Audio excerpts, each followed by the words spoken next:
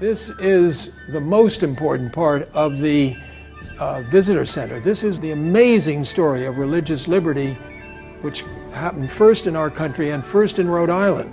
It's not Virginia, it's Rhode Island where it all began. It began with two extraordinary men, Roger Williams and John Clark. And they had been ministers in the Massachusetts Bay Colony, and they had actually been forced out because they were considered too liberal.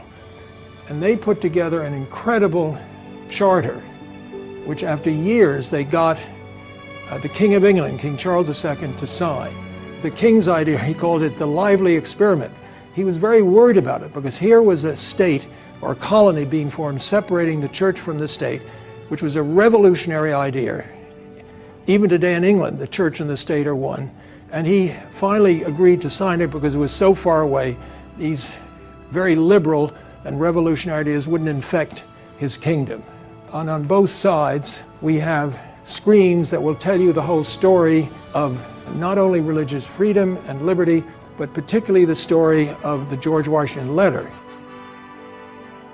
After the Constitution was signed, all the leaders, including George Washington, wanted a Bill of Rights. Now, a lot of people think it was just Thomas Jefferson, but we have letters that George Washington wrote to all kinds of religious organizations talking about the Bill of Rights. In 1790, he comes to Rhode Island and he is met by the leaders of the community. One of them was a man called Moses Seixas, who was a leader of the Jewish community, who presents him a letter.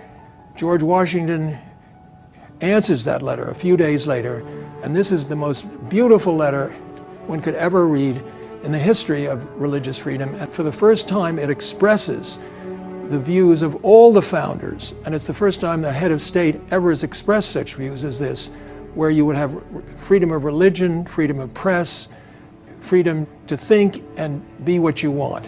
And in due course, in 1791, with all the founding fathers and all the legislatures finally agreeing to this, the Bill of Rights, which is an amendment to the Constitution, was passed.